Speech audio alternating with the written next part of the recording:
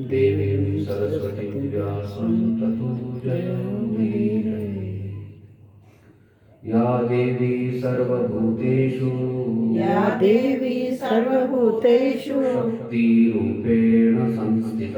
शक्तिरूपेण संस्थिता नमस्तस्यै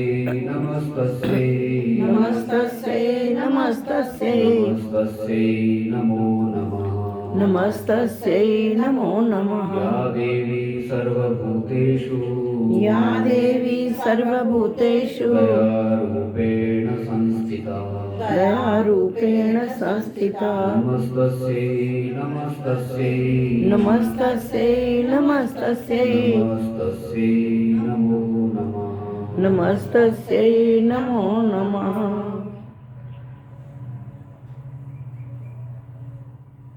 भगवत चरणानुरागी भक्तवृंद, आज माँ भगवती का चौथा स्वरूप है कुष्मांडा।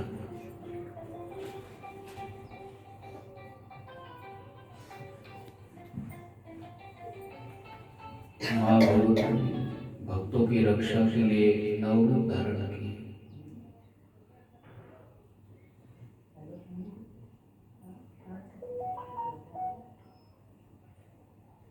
दुख बाधा निवारण करने के लिए एक रूप की आवश्यकता थी।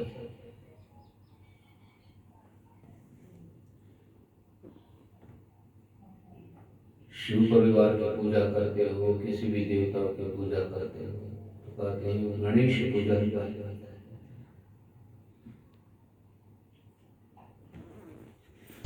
विद्यारंभे विवाहेत प्रवेशे जीवने तथा संग्रामे संकटे चैव विघ्नस्तस्य न जायते।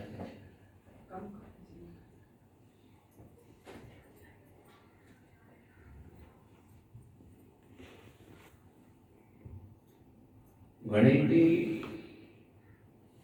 भगवान शिव जी के पुत्र लगते हैं, भगवान शिव जी के पुत्र नहीं है।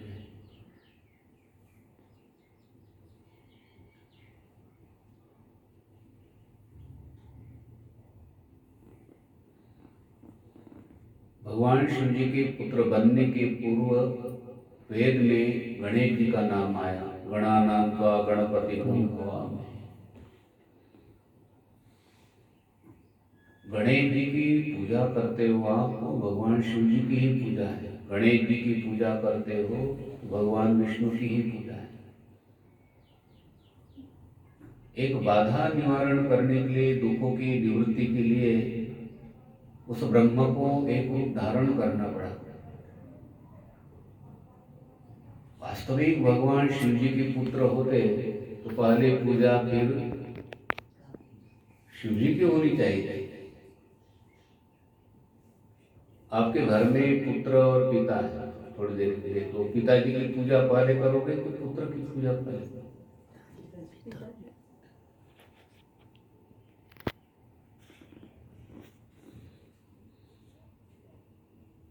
विष्णु पुराण में भगवान विष्णु कहते हैं बुद्धिर गणेशो मम, मेरी बुद्धि गणेश है। शिव मम आत्मा, मेरी आत्मा शिव है।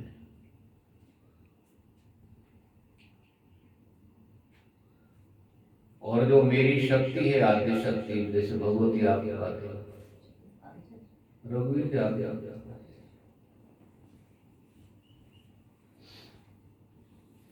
तो विष्णु पुराण में भगवान विष्णु कहते हैं बुद्धिर गणेशो मम, मेरी बुद्धि कौन है? गणेश है। तो गणेश जी की पूजा करते हो तो भगवान विष्णु बोल रहे बुद्धिर, मेरी बुद्धि गणेश, मम बुद्धिर गणेश। तो गणेश जी की पूजा करते हो तो भगवान विष्णु की पूजा है। लेकिन भगवान को उस ब्रह्म को एक रूप धारण करना पड़ा।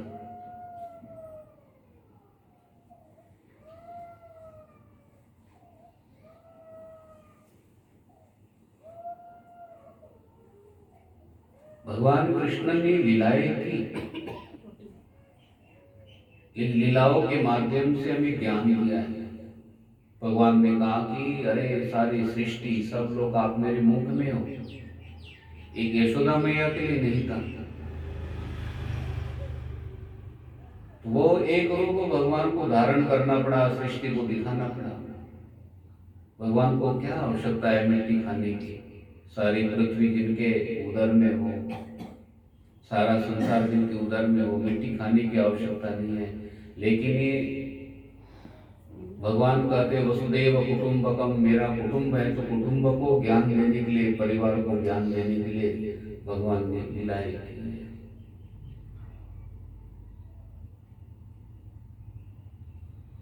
पुराणों का श्रवण करने से आपकी बुद्धि व्यापक बन जाती है।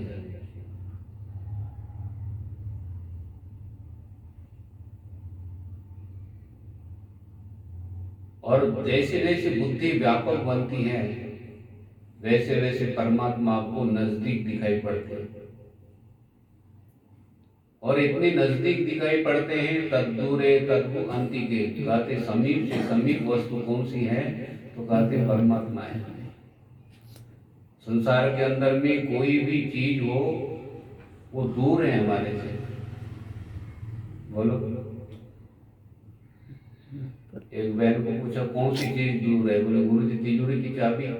वहां समीप में कौन सी चीज है? बोले तिजोरी की चाबी है। छोटे बालक को पूछा आपके लिए समीप में कौन सी चीज है? बोलते खिलौना है। लेकिन खिलौने को कितनी देर तक रखोगे? बालक को नींद आती है, खिलौना गिर जाता है। चाबी हाथ में कितनी देर तक पकड़ोगे? एक समय आता है तब क्या कि क्या करना पड़ता है चाबी, है जी? कितनी भी चीज महंगी हो उसको कब तक पकड़ोगे आप? है जी?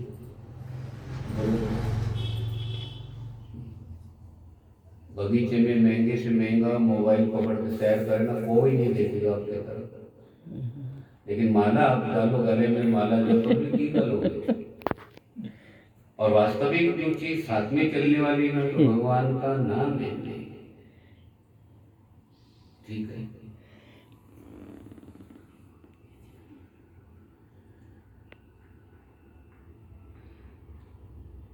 तो देवी भागवत में श्रवण बताया, श्रवण के प्रकार। सात्विक श्रवण है, राजस श्रवण है और तामस श्रवण है। जैसे हम लोग बोले श्रवण करो, बोले श्रवण क्या करें, क्या सुनना चाहिए? व्यास जी ने कहा जन्मेजय श्रवण के 3 प्रकार है, सात्विक श्रवण, राजस श्रवण और तामस। ये जो आप पुराणों का श्रवण कर रहे हो, शास्त्रों का श्रवण कर रहे हो, भगवान के चरित्रों का श्रवण कर रहे हो, भगवान की लीलाओं का श्रवण कर रहे हो, नवदा भक्ति का आप श्रवण कर रहे हो, तो श्रवण भक्ति सात्विक श्रवण है। ये कौन सा श्रवण है? सात्विक श्रवण है। और सात्विक श्रवण करने से कहते हैं आपके अंदर में सत्व गुण बढ़ता है, सत्व गुण की वृद्धि होती है। इसलिए हमें पुराणों का, शास्त्रों का, उपनिषदों का, वेदों का, पुराणों का श्रवण करना पड़ता है। हमारे अंदर में सत्व गुण बढ़े।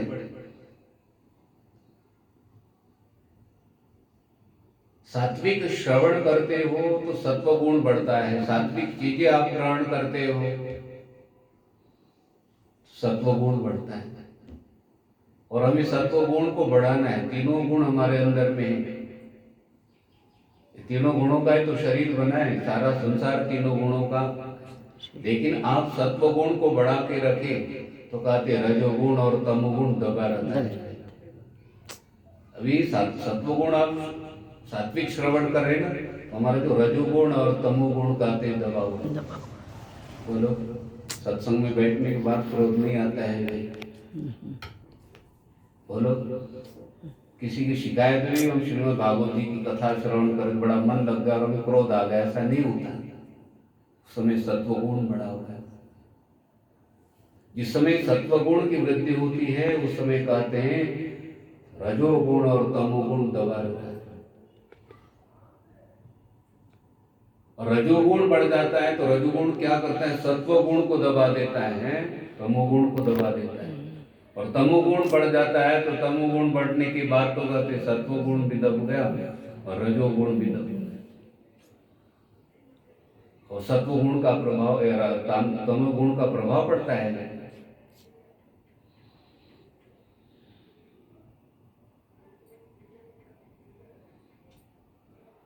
तो सात्विक श्रवण, तो सात्विक श्रवण से क्या होगा, सत्वगुण बढ़ता है, हमारा अंतःकरण सात्विक होता है। और सात्विक अंतःकरण में कहते हैं परमात्मा प्रवेश करते हैं। ठीक है, जैसे बाथरूम में स्नान करते हैं ना तो गर्म पानी जो शीशे के ऊपर क्या आता है, शीशे के अंदर हम दिखाई नहीं पड़ते, बड़ी परेशानी लगती है उस समय, शीशे के अंदर में दिखाई नहीं पड़ रहा। तो शीशे के अंदर में देखना हो प्रतिबिंब तो क्या करोगे फिर, हटाना पड़ेगा। शीशे को तो साफ करो, शीशे को आप साफ कर सकते हो, लेकिन अंतर शीशा कहते हैं,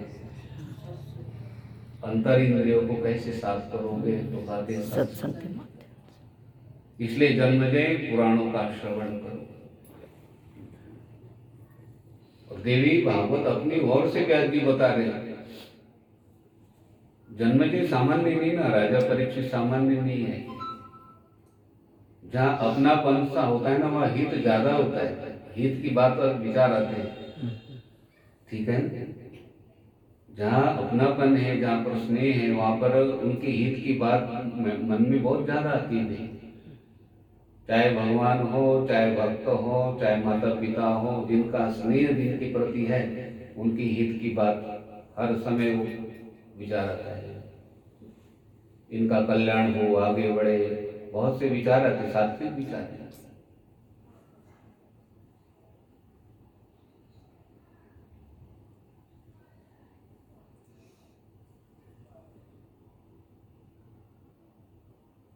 गौ को रोटी आप खिलाते हो और प्रतिदिन को आओ गौ उस समय पर उनको पता नहीं, उनके पास घड़ी नहीं है घड़ी, लेकिन राइट टाइम में वो पहुंच जाते हैं।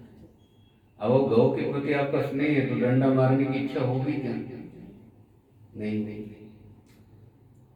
और जिनको गौ का ज्ञान हो गया भी, जिनके अंदर 33 करोड़ देवी देवता जिनके शरीर में है, तो हमारे घर में तो 33 करोड़ कौन आ गए, देवी देवता आ गए, इतने तो रिलेटिव भी नहीं आएंगे हमारे घर। तो 33 करोड़ देवी देवताओं को भोग लगाने का फल प्राप्त हो जाता है। हमारे घर में 33 करोड़ पूर्व जन्म के, पिछले जन्म के सारे लोग आ गए, मान लो कैसे संभालोगे आप? घर में 2-3 रिलेटिव भी आते हैं ना तो वो दिमाग में क्या रहता है, आराम से कंबल ओढ़ के सो गए, भी मौसम ठंडा, ऐसा होता है क्या? बोलो, कितनी बेचैनी लगती जब तो वो जाते हैं ना गाड़ी में नहीं बैठते हैं, और गाड़ी में बैठने वाले बेटा सारा सामान संभाल दे धीरे। बोलो, ऐसा सामान पड़ा रहता है घर के अंदर में भाई।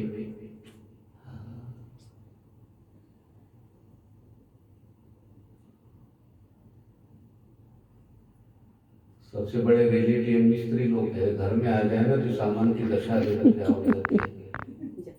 ये भगवान बहन झाड़ू पोछा लगाते हैं,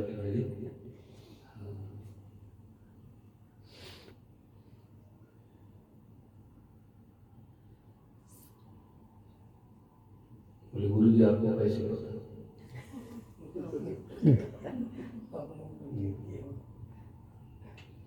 वो नहीं सफाई करके जाते हैं, मोटे सफाई करके वो रोड़े उठा दिया, बाद में तो सारा स्वयं आपको ही करना पड़ता है। मेरे कहने का तात्पर्य, जो गाय के प्रति आपका स्नेह है तो गाय को मारने की इच्छा होती है नहीं, जो जहाँ पर भी स्नेह हो गया,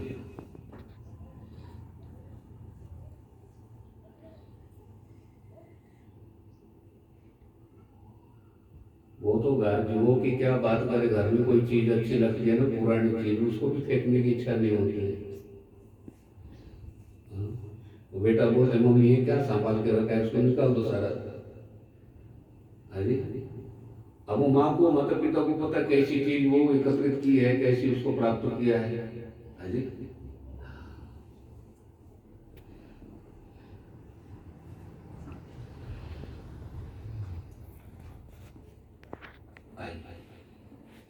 सात्विक श्रवण।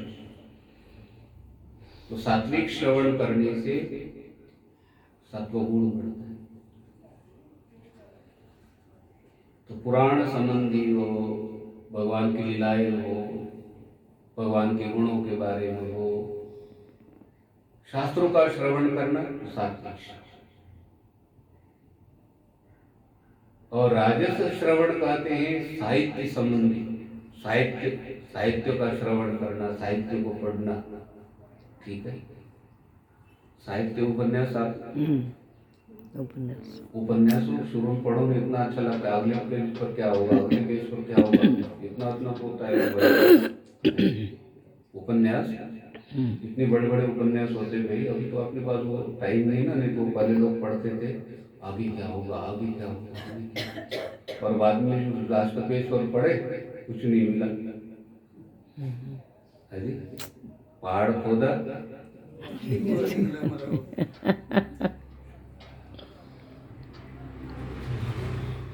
खोदा पहाड़ मिली चुरिया। पहाड़ खोदा, सोना तो मिलना चाहिए, और सोना मिलता भी है। सोना क्या है? ये जो आप श्रीमद् देवी भागवत का श्रवण कर रहे हैं।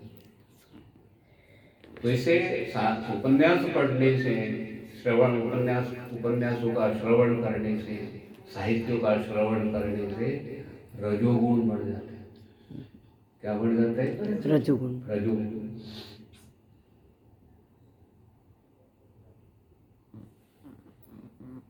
और तामस श्रवण आगे कहा। तामस श्रवण किसे बोलते हैं? युद्ध संबंधी बातें, इसको तामस श्रवण बोलते हैं जी। ये क्रिकेट भी तामस श्रवण है, बुरा नहीं मानना। पुराण पढ़े, शास्त्र पढ़े तो लोग बोलते क्या पढ़ रहे हो, क्रिकेट सुने ना तो वो बोले हाँ बहुत अच्छा ज्ञान है आपका। उनको पैसे मिलते भाई, जो खेलते हैं उनको जीत गए ना तो करोड़ों रुपए मिल जाते हैं, देखने वाले को क्या मिला भाई। और एक ध्यान रखना, तामस श्रवण करने से बीपी बढ़ जाता है, शुगर बढ़ जाती है भाई। ठीक है, 5 बाल बच्चे हैं अभी और वो निकाल रहे, निकालना है तो उसमें क्या होता है, तो हार जीत तो वहां पर है ना भाई, और वो भगवान के हाथ में है। हानि लाभ जीतने का जो खेलने वाले हैं ना उनके भी हाथ में नहीं है। बोलो, जो खेलने वाले हैं कभी कभी हार भी जाते हैं कि नहीं भाई, उनके हाथ में भी हानि लाभ जीवन मरण सब यश अपयश गाते हुए दिया।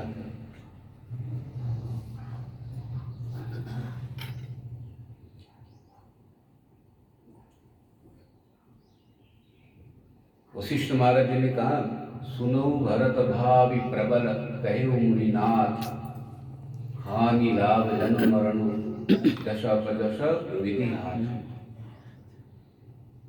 हानि लाभ जीवन मरण यश अपयश 6 चीजें ना विधाता ने अपने हाथ में रखी है, किसी के भी हाथ में नहीं है।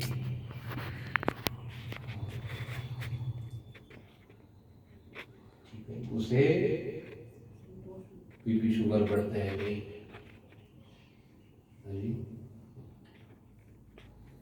तामस है, तामस श्रवण, तामस चीज देखे, तामस श्रवण करे, तामस चीजों को देखे, तमोगुण बढ़ जाता है। अब कोई चीज खराब सी चीज देखो ना, वो उसमें फोटो ली जाए तो कैसा लगता है जी। जिसमें कूड़ा डालते हैं ना उसमें फोटो ली जाए, उसमें कैसा कैसे सो जाता है कूड़ा डालते समय।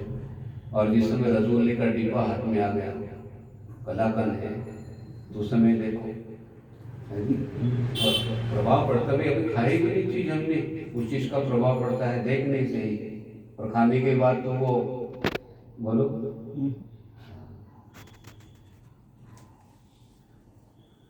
इसलिए तो भगवान ने कहा कि भाई सात्विक भोजन करो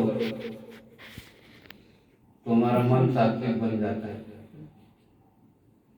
आयु सत्वबल आरोग्य सुख प्रीति विवर्धनः रस्याः स्निग्धाः स्थिरा आहारः सात्विक प्रियः। आयु को बढ़ाने वाला कौन सा आहार है? सात्विक आहार। आयु सत्वबल आरोग्य। आयु को, बुद्धि को, आयु सत्व बल आरोग्य, आरोग्य को मतलब शरीर स्वस्थ रहने के लिए, आयु सत्व बल आरोग्य, सुख को बढ़ाने के लिए, प्रीति को बढ़ाने के लिए,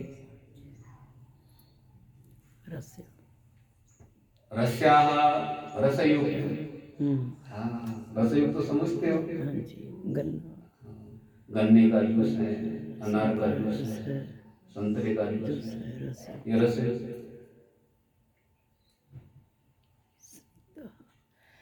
रस्या स्निग्ध चिकना, गाय का देशी घी है ना, थोड़ा घी वो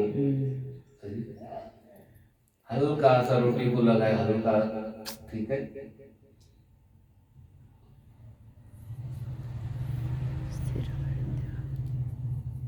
रस्याः स्निग्धाः स्थिरा, स्थिर रहने वाले, ज्यादा देर तक ठीक है वो चीजें लेनी चाहिए जाते हैं, क्या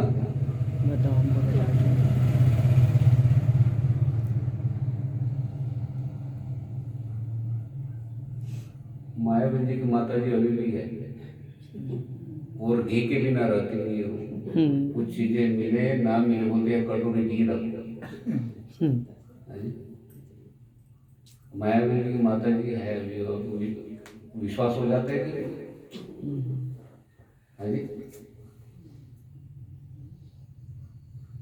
मायावी जी को माता जी बोलते कर, माता जी की माता जी, ठीक। तो उनका अनुसंधान क्या है, तो क्या है कौन सी चीजें लेती जो स्थिर रहने वाली चीजें, ठीक है, उन चीजों का सेवन। भगवान बोल रहे हैं आयु सत्व बल आरोग्य सुख प्रीति विवर्धना, रस्या स्निग्धा चिरा विद्या आहारा सात्विक प्रिय। ऐसा जो आहार करता है ना भी, वो सात्विक पुरुष है। उसके आहार से पता लगता कौन सा आहार ग्रहण करता है, तामस पुरुष है या सात्विक है, राजस है। तामस आहार करे तो कहते हैं तमोगुण बढ़ जाता है।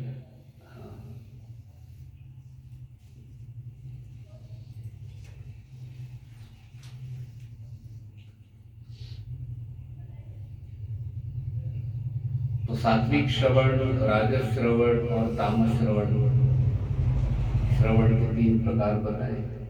तो उसमें सात्विक श्रवण करके मुख्य है, हर समय साधक को कहते सात्विक श्रवण करना।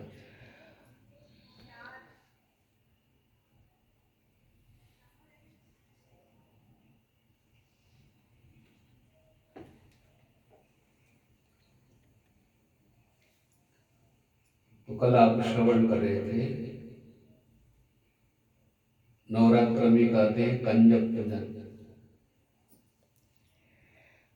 देवी पूजन, कंजक पूजन, हवन और ब्राह्मण, ये 4 चीजें होते हैं। तो कहते नवरात्र का सांगोपांग फल साधक को प्राप्त हो जाता है।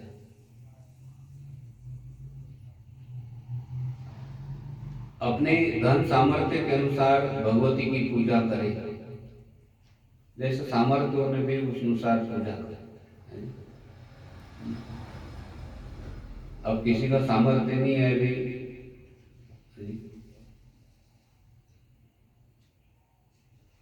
पूजा में ना सोने की चीजें, चांदी की चीजें रहती है, गोदान करना होता है ना, वहां पर भी सोने चांदी के साथ गोदान करना पड़ता है। लेकिन वैसे सामर्थ्य नहीं है तो कहते गौ को चारा घासे ही खिला। तो वहां भगवती की पूजा करते सामर्थ्य के अनुसार करते, माला है, माला नहीं तो पुष्प है, ठीक है।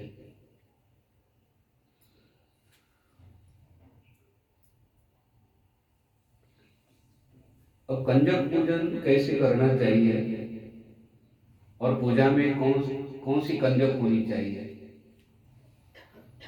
व्यास जी बता रहे हैं कि हे राजन, पूजा विधि में 1 वर्ष की अवस्था वाली कन्या नहीं लेनी चाहिए। एक अवस्था में 1 वर्ष, 1 वर्ष की कन्या, एक वर्ष की अवस्था हो ना जिस कन्या की, 1 साल हो गया जन्म, 1 वर्ष की कंजक नहीं लेनी चाहिए, नहीं लेनी चाहिए। अब आपको शंका हो गई भाई कंजक तो है, कंजक को क्यों नहीं लेना चाहिए? कहते 2 वर्ष की हो जाती ना फिर वो कंजक पूजा में, माता पिता के लिए तो कंजक है भाई, सबके लिए कंजक है, लेकिन अभी पूजा विधि में नहीं। क्योंकि कहते हैं खाने पीने का ज्ञान उनको नहीं, वो अनभिज्ञ है। 1 वर्ष उनको कंजक मतलब उनके मुख में कोई चीज डाल दे गई, 1 वर्ष की है ना, वो तो अभी दुग्धपान कर रही है बालिका, तो कोई चीज उनके मुख में न चली जाए, उनको संभालने में दिक्कत हो जाती है जी, बहुत संभालना पड़ता है भी छोटे बालक को। ठीक है, गंध भोग आदि पदार्थों से कहते हो अनभिज्ञ है। ठीक है,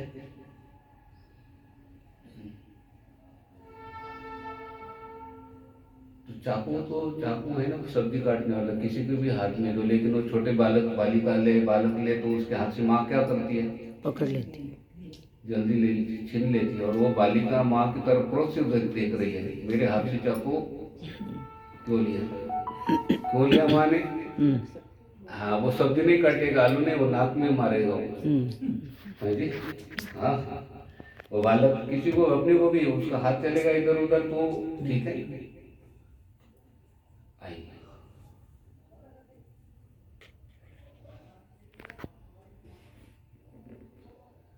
कुमारी कन्या वह कही गई है। कहते कुमारी कन्या कौन है? तो कहते जो 2 वर्ष की हो चुकी है उनको कुमारी कन्या बोलते हैं।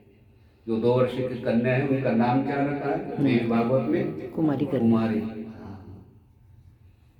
कभी कभी ऋषि मुनि लोग प्रयोग करते हैं ना, कुमारी बेटा कैसे हो, तो प्रयोग किया ना, तो शास्त्रकारों ने क्या नाम दिया? 2 वर्ष की कन्या को कुमारी बोलते। कितना अच्छा होता है, देखो यहाँ पर हमारे यहाँ घर पे बेटी ने जन्म लिया, मान लो वो 2 वर्ष की हो गई तो उनका नाम क्या हो गया? कुमारी। हाँ, कुमारी। नाम रखने के पहले शास्त्रकारों ने पहले नाम रखा भाई। हाँ, 3 वर्ष की जो कन्या होती कहते हो त्रिमूर्ति है। 4 वर्ष की कन्या कल्याणी, जिनकी बेटी या पोती 4 वर्ष की हो गई तो क्या नाम है उनका? कल्याणी। 5 वर्ष की कहते रोहिणी, 6 वर्ष की कालिका, 7 वर्ष की चंडिका, और 8 वर्ष की शांभवी, और 9 वर्ष की कहते दुर्गा, और 10 वर्ष की कन्या सुभद्रा कहलाती है। ये कंजकों के नाम बताए हैं।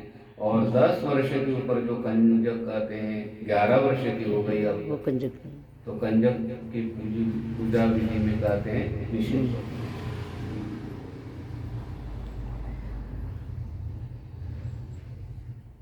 इससे ऊपर की अवस्था वाली कन्या का पूजन नहीं करना चाहिए, है जी। ठीक है, अब देखो भाई कन्या पूजन भी नहीं लिया, लेकिन कहते हैं वो 12-13 वर्ष के हो गए ना तो 100 रुपए की नोट दे सकते हो। अपनी पोती है तो बोले बेटा ले आ गया, तो कंजक तो है हमारे लिए, माता पिता के लिए, दादी के लिए, दादाजी के लिए छोटी तो है जी। हाँ, ठीक है।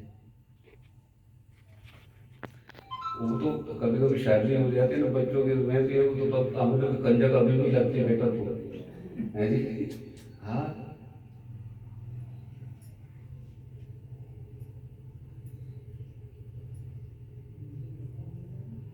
कंजक पूजा में नहीं लिया, लेकिन कंजक मान के भावना करके, अब रिलेटिव है सब है, किसी की पोती पोता आगे हुए, ठीक है। अभी 12-13-14 वर्ष के जो में तो बोले गुरु जी हमारी कंजक दे दो, अभी बोलते बच्चे लोग, है जी। हाँ,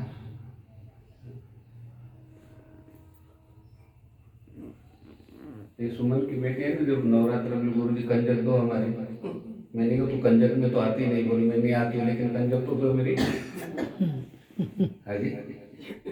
तो पूजा में नहीं लिया, लेकिन कंजक जहाँ अपनापन है वहां पर तो देवी तो है भाई, कंजक नहीं तो दुर्गा देवी तो है भाई। बस पूजा में कहते हैं निषेध बताया 10 वर्षों तक कहते हैं आयु वाली जो कन्या है उनको आप ले सकते हैं।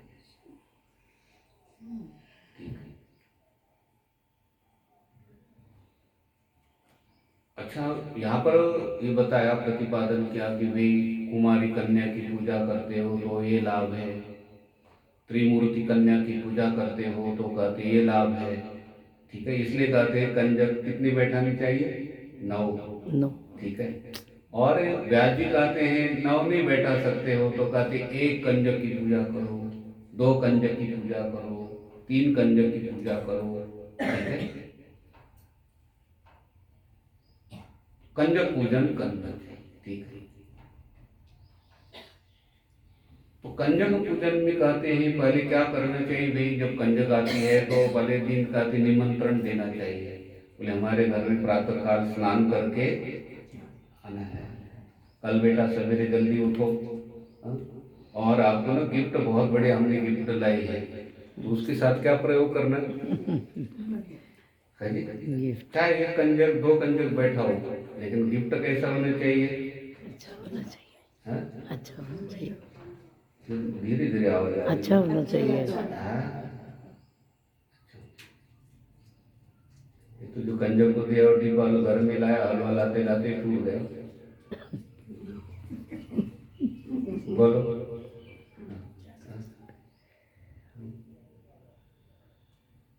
वो अंजू आए हाउसिंग बोर्ड से, बोले गुरु जी मेरा कंजक तो डिब्बे तो मिले, बोले डिब्बे सारे डिब्बे ढक्कन टेढ़े हो गए शाम को। बताना नहीं अंजू तो उधर गए ना गाँव में, हो सकता है। तो उन्होंने कहा गुरु जी हमारे घर में जो ढक्कन है वो क्या हुए?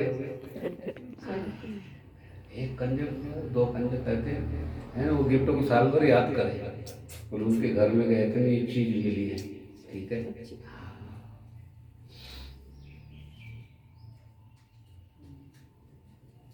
बुरा नहीं मतलब है जो बात बता रहा हूँ ना मैं, मतलब हमें ज्यादा फल मिलता है। उद्दालक ऋषि ने दान किया था, ऋषि थे उद्दालक ऋषि, तो उन्होंने दान किया था। और क्या दान किया? गौओं का। और कौन सी गौवे दान की? मैं कभी अपने से गलती नहीं, बड़े लोगों से भी गलती हो जाती है। जो दूध ठीक है, गहना कर्मणो गति, कर्मों की गति बड़ी गहन है, वे समझ नहीं सकते। तो ऋषि कौन सी गौवे दान कर रहे?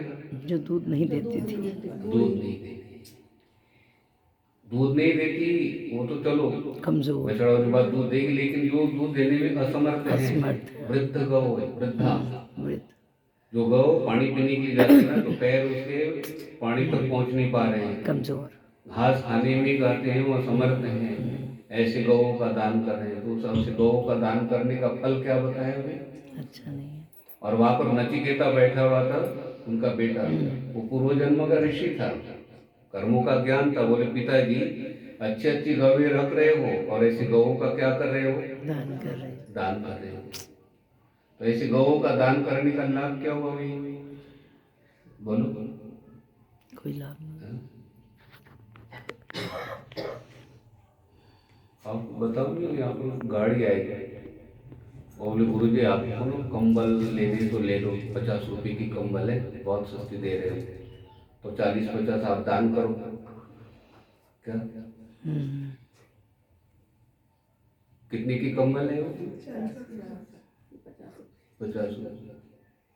उसका आसन भी बिछाने में चुभेगी हो, अच्छी नहीं। तो मैंने कहा ऐसी कंबल ना तो मैं लेता हूँ ना तो मैं किसी को देता हूँ। है जी? बोले और 40 रुपये कर देंगे आपको। मैंने कहा तो फ्री में भी देंगे ना, तो भी नहीं। तू गाड़ी लेकर जा आगे, तू केले ले मेरे से, अच्छा केला खा ले, प्रसाद ले,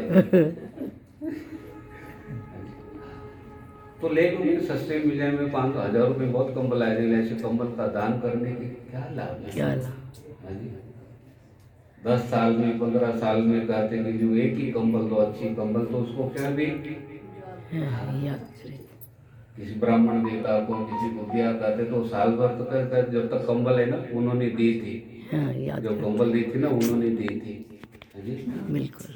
बोलो। देखो अब अभी प्रत्येक